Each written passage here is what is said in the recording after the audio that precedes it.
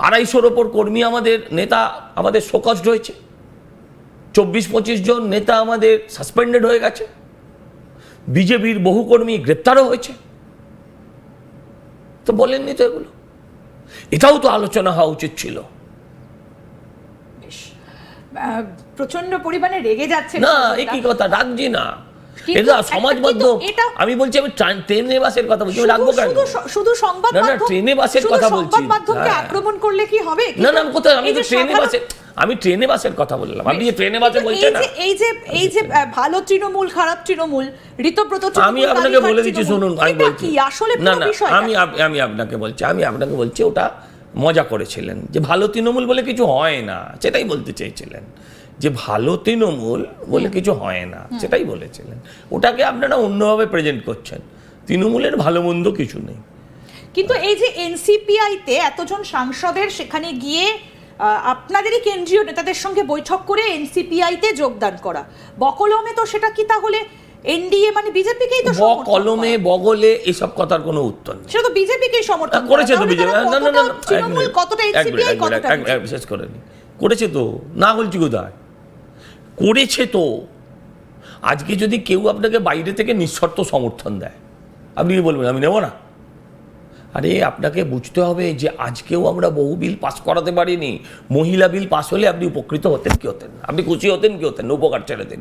ভারতবর্ষের মহিলাদের কথা ভেবে মহিলা সংরক্ষণের বিল যদি পাস হতো, তাহলে আপনি খুশি হতেন না হতেন না? জাস্ট আপনি একজন মহিলা, আপনি হয়নি, ফেরত গেছে বিল, সংখ্যা ছিল না। আমার সংখ্যা আনতে গেলে ভাই সমর্থন আনতে হবে। আপনি দেশের কথা ভাববেন তো। আপনি এইসব নিয়ে ব্যক্তিগত, আমাকে সুদীপ বন্দ্যোপাধ্যায় আমার দরজা ভেঙেছে, আমার দরজা ভাঙিয়েছেন উনি।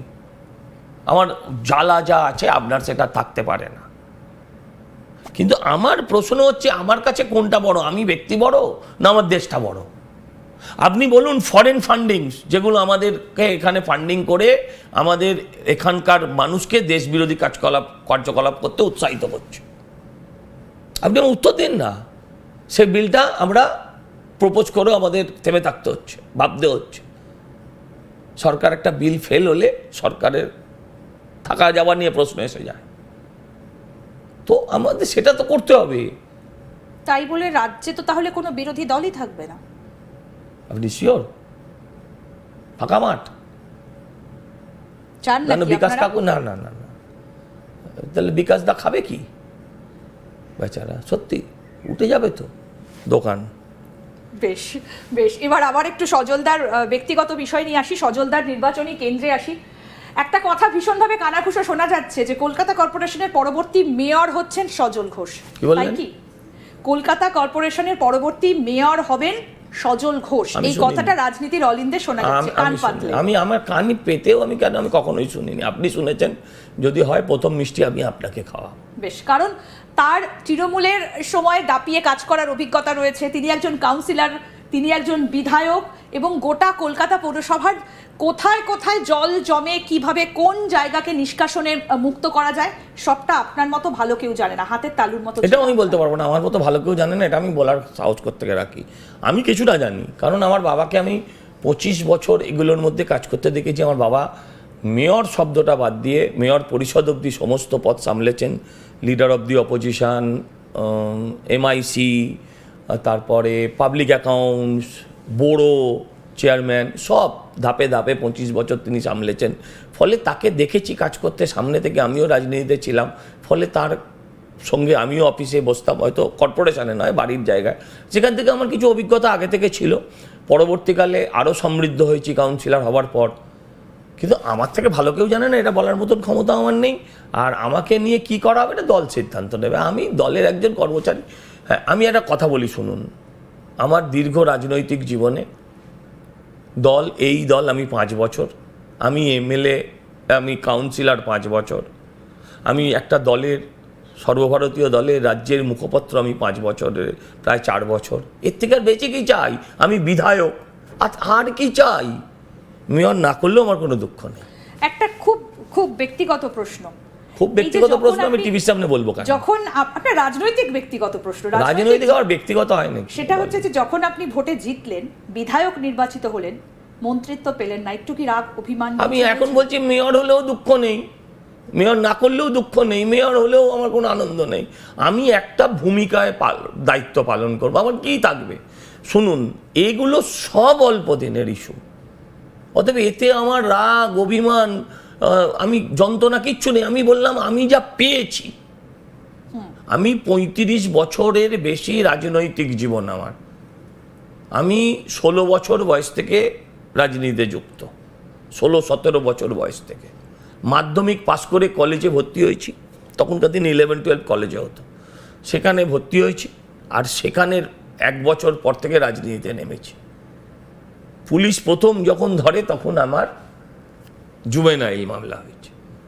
সিপিএম আমাকে যখন প্রথম, তখন আমি রাজনীতি করতাম না, শুধু আমি প্রদীপ ঘোষের ছেলে বলে আমাকে অ্যারেস্ট করিয়েছিল। সেদিন থেকে আমি রাজনীতি করেছি। ফলে এইগুলোয় আমার কিছু যায় আসে না। এতদিন এই সম্মান আমায় কেউ দেয়নি। মন্ত্রী হলাম না তাতে, আরে মশাই এমনি যা কাজ আছে, আর ম্যাডাম এমনি যা চাপ আছে, তার থেকে না হয়েছে আমি ভালো আছি। এবার আসা যাক পুজো, সজলদার পুজো এটা মানে ভালো। গোটা কলকাতায় একবারে আলো জ্বলে যায়। এবারে আলোটা কবে থেকে জ্বলছে? এবার কি একটু স্পেশাল আলো? না স্পেশাল আবার আলো হয়নি কি, ও যেমন জ্বলতো তেমনই জ্বলবে। আগেও 1 নম্বর, এবারেও 1 নম্বর। এবারে পুজোর কি স্পেশাল বিশেষত্ব কিছু থাকছে? মানে টেক্কা দেওয়ার পালাটা কি? লেবুতলা মানেই বিশেষত্ব, লেবুতলা মানেই সন্তোষ মিত্র স্কোয়ার মানেই উন্মাদনা। আবার বিশেষত্ব কি আছে? আগের বারও যা ছিল এবারও তাই হবে। আগের বার শুনুন, আমাদের কম্পিটিটার আমরা নিজে, আমাদের কম্পিটিটার আমরা নিজে, হ্যাঁ, যে আমরা আমাদের রেকর্ড ভাঙবো। 2-4 জন প্রত্যেকবারই ভাবে, হ্যাঁ, কখনো আগের দলে ছিল, এখন আমার দলেও 2-4 জন ভাববে যে আমার রেকর্ড ভাঙবে। তো সবারই তো চিত হয়ে শুতে ইচ্ছে করে, আমার কি আপত্তি আছে? হোক। বেশ, একেবারে সোজা সাপটা উত্তর সজলদার। কিন্তু সজলদা, এই যে তৃণমূল ছেড়ে আপনি একদিন এসেছিলেন, আজকে যখন মমতা বন্দ্যোপাধ্যায় বাড়ির ভেতরে ঢুকে যাচ্ছেন, বারবার করে আমাদের যখন মনে হয়েছিল যে হয়তো তিনি থানায় যাবেন, যেদিন কুণাল ঘোষকে ডিটেইন করা হলো এই পদ্মপুকুর থেকে, মনে করা হয়েছিল যে মমতা বন্দ্যোপাধ্যায় হয়তো থানায় যাবেন নালিশ জানাতে, কিন্তু না, তিনি স্কুটিতে চেপে বাড়ি চলে গেলেন। এতটা নিষ্প্রভ দেখাচ্ছে আগের মুখ্যমন্ত্রীকে, জাস্ট যিনি 3 মাস আগেও বর্তমান ছিলেন, এখন তিনি প্রাক্তন। কি ম্যাজিক দেখালেন আপনারা? শুনুন, এটা ম্যাজিক নয়, এটা ম্যাজিক নয়, এটাই সময়ের খেলা। এটাই মাথায় রেখে চলি যে ক্ষমতা নিয়ে আপনি স্বর্গে যাবেন না, স্বর্গে বা নরকে যেখানেই যাবেন না আপনি বা আমি, আমরা যাব না, আমরা সব রেখেই যাব। অতএব এই অহংকার যদি আমাকে চেপে বসে, এই দম্ভ যদি আমাকে চেপে বসে, তাহলে আমাকে আজকের মমতার পরিণতি আমাদের আগামী দিন হবে, এটা আমরা মাথায় রাখি। সবাই একদিন যে আসে সেই যায়।